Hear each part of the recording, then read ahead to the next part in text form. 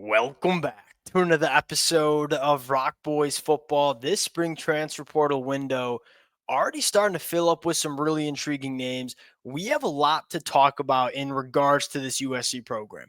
I think where we have to start is let's already talk about some transfer portal targets that have emerged for USC. Most notably, Ferris State offensive lineman Bryce George, Division II All-American, Division II national champ, already getting some Power 4 buzz, and it seems like USC is going to be in the thick of it for Bryce George. Going to be on campus at some point over the next couple of days, taking a visit. We'll start talking about Bryce George, that target that has kind of emerged for USC. I think secondly, I want to have a conversation about some other names that I've kind of buzzed that say, hey, I think these would be really good targets for this USC program over the next couple of days and weeks. But I want to start with really, I think, the most important conversation in regards to this USC program, and that is, what's the process going to look like? This is the first opportunity for us to really see Chad Bowden get to work in the transfer portal. He came in kind of later on in that winter transfer portal window when things were already kind of wrapped up. And so Chad Bowden, a guy that I have, many of y'all know, tremendous respect for, has done a phenomenal job with USC over the last couple of months. This is our first opportunity to kind of see what the process is going to look like for Chad Bowden. And I would argue that we already have a decent feel for how Chad Bowden's going to go about his business. And that is, hey, we're not going to go out and pay a ton of money for these players to come into our program for 6 months. That is not the process that I want to follow in terms of building USC as a perennial national championship contender. You look at it and say, hey, adding a guy like David Bailey or adding a guy like Nico, that'd make our roster better heading into 2025. I don't think any USC fan listening to this would argue that. But hey, in terms of we want to get USC to a place where we're competing for national championships every single year, is a guy like Nico or a guy like David Bailey as a 6-month rental, is that worth all the resources that we would have to push their way for kind of short-term success? Or would we rather invest all that time and resources building our high school ranks up, building our high school recruiting class up, landing guys like Tom, landing guys like Cody Green? You're seeing Chad Bowden very clearly prioritize recruiting the high school ranks, getting really good football players to come into this program and get developed over the next couple of years. That's the process. Now, that doesn't mean Chad Bowden is not going to use the transfer portal to supplement the roster, but I would argue that during the first couple of years of Lincoln Riley's tenure, the ratio was probably not where it needed to be, where you weren't doing a good enough job recruiting the high school ranks. You were probably having to rely on the transfer portal a little bit too much. And let's just be quite frank about it. The transfer portal additions that USC has made, kind of bar guys like Caleb Williams, haven't been elite. You look at Mason Cobb, you look at Easton Mascarenas Arnold, you look at a guy like Achille Arnold, you feel like USC's been a little too reliant on the transfer portal over the last couple of years. Chad Bowden's going to change that. And again, we're going to go after some names in the transfer portal. Don't get me wrong, but I think the vast majority of time and resources in terms of talent acquisition is going to be focused on the high school ranks. And hey, if you were to ask me, like, is that the right process? Unequivocally, yes. If you want to build USC to a program that is year in, year out competing for national championships, you have to dominate the high school ranks. So what every other program does, you look at Georgia, you look at Ohio State, you look at the teams that are consistently competing for national championships, they're getting the bulk of their roster out of the high school ranks. Now they're supplementing through the transfer portal. They're recognizing that the transfer portal is a tool that, hey, if we have a gap in our roster, or if we have some depth concerns at a certain position, we can go immediately supplement our roster, but we are not going to build our roster through the transfer portal. And it's been made abundantly clear that Chad Bowden's not going to do that either. He's going to focus his time and effort on the high school ranks. I think that's what we've seen USC do over the last couple of months. With all that being said, there are still some positions that we've identified as potential, I don't know if I would say concerns, but potential positions that you would want to see some bodies get added. Want to talk about some of those names before we get into it. As always, to the USC fans, Y'all can probably tell I'm pretty fired up. Like, just to get a sense of how Chad Bowden wants to do this, we're going to be talking a lot about this program, a lot about some targets, breaking down the commitments. Appreciate you guys rocking with it. If y'all do enjoy the content, consider subscribing to the channel. Without further, I think more importantly, because the USC fans, y'all are great at this in the comment section. Let it fly with names that intrigue you that are currently in the transfer portal. Like, the names you guys put in the comment section, probably going to be the names that we talk about over the next couple of days and weeks. Without further ado, let's get into it. And let's start looking at some portal targets that either have already emerged or portal targets that I think could be maybe options for USC to pursue. Let's start with Bryce George, Division II Ferris State offensive lineman, a guy that's already getting plenty of Power 4 buzz.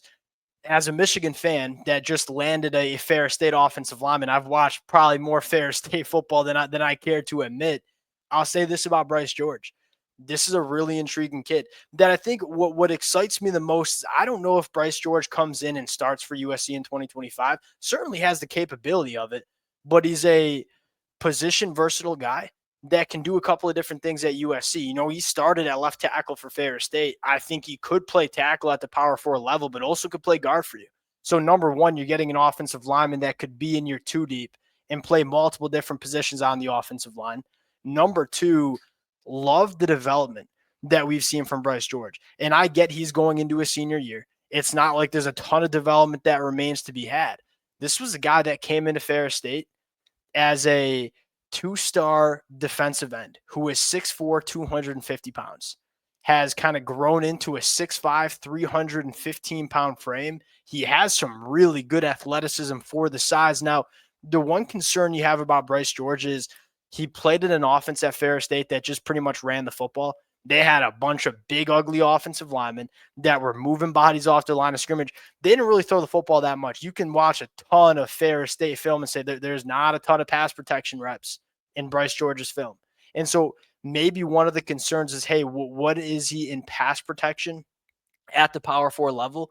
But I love the athlete. I love the athleticism that he shows running the football, you know, pull and play side, working up to the second level. This is a guy that I think can be a serviceable offensive lineman for a Power 4 team. And then you look at USC on the offensive line. This is probably the important conversation to have, is that, hey, I think we know what our starting five is going to be. I think you have confidence with Justin Tuanu as kind of your third offensive tackle. But outside of that, you know, with the injury to a guy like Killian O'Connor, with the injury to a guy like Makai Siena, the depth on this offensive line is probably a little bit of a question mark. You know, as we sit right now, you might have a true freshman offensive tackle being your fourth tackle on the team. Probably not where you want to be in terms of a depth standpoint, especially when you talk about the goals that USC has.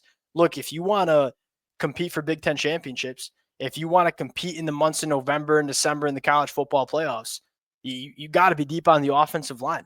You know, heck, look at Notre Dame under Chad Bowden's guidance last year. They lost multiple starters on the offensive line, but they had the adequate depth to kind of throw guys out there and kind of still be a very good football team. Does USC have enough bodies that they trust on the offensive line? I'd probably say no. Well, Bryce George would maybe answer that question because, one, he can come in and be a backup tackle, but he also can give you depth on the inside of the offensive line too.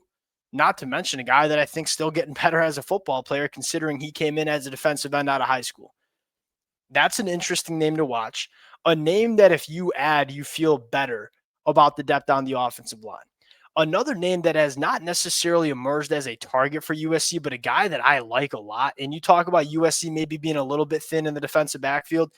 Derek Ganter, sign me up for this kid. You know, he's a young kid. And again, I think USC is probably going to prioritize, if they can, younger transfer portal additions that have multiple years of eligibility remaining.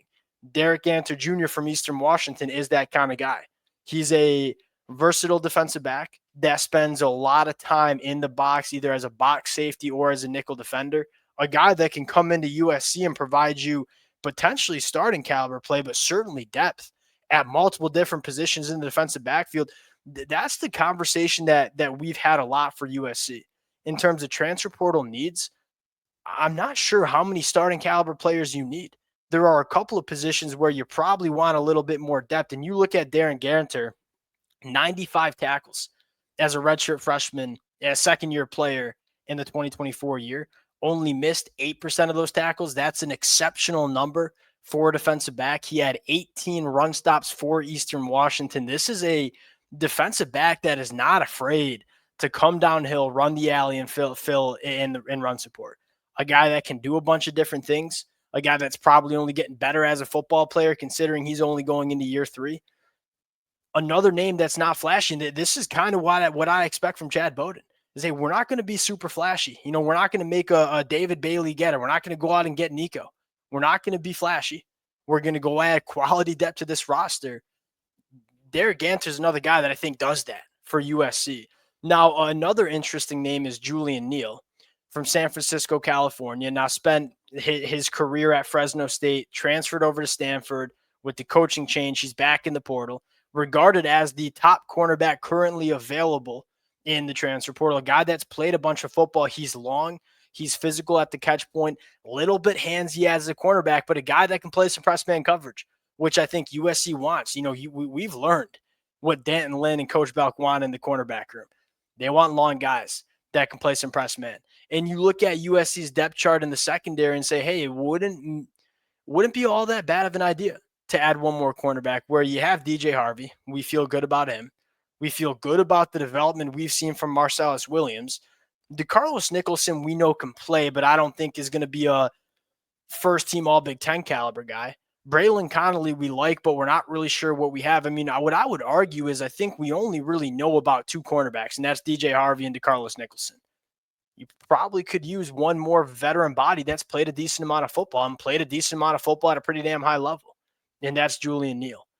That's another name. And then you have some interesting names, like how about Jack Andreas, another California kid, really one of the best tight ends in all of college football, that has entered his name into the transfer portal. This would be a weapon at tight end that I don't think USC has had under Lincoln Riley.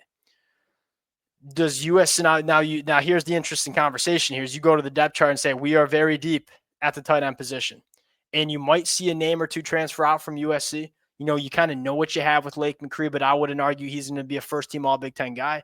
You're excited about Walker Lyons. You're excited about Joey Olsen. You're excited about Walter Matthews, but not a ton of proven production in that tight end room. If USC wants to make a splash and add a tight end who I think can be a difference maker as a pass catcher, Jack Andreas would make a lot of sense. And you look at the numbers. I mean, what stands out to me, 56 catches for over 600 yards on 61 targets. That is a 92% completion percentage when Jack Andreas is targeted as a pass catcher. That's an elite number. Dropped 1 football a year. This is a guy that has tremendous feel for when to sit it down in zone coverage, can dominate the middle of the field, is good after the catch. It would be an upgrade. It would make your roster better. And I think the conversation that Chad Bowden and Lincoln Riley would have is, hey, what do we think about the young tight ends on our team? Are they going to be ready in 2025 to be difference makers? If the answer is, hey, maybe they need one more year, then you bring in Jack Andreas for a year. He's really going to play well for whatever program he goes to. That could make a lot of sense. And I think the last one is Jaden Ott. Now, I don't think – this is a name that I don't think Chad Bowden would go after, just because the price tag is going to be hefty. He's only going to be coming in for 1 season, then going to the NFL. He's a really good football player and, again, would make USC better, but I kind of use Jaden Ott as an example of, hey, this is a name that I don't think aligns with the process that Chad Bowden wants to have at USC. Hey, we could go pay $500,000 to Jaden Ott to come be our running back for the 2025 year. Is he that much better than a guy like Wayman Jordan? I'm not sure. We've heard a lot of good things from Wayman Jordan. We like Brian Jackson going into year 2. Is that money and resources? Are those resources worth a 6-month rental in the 2025 year?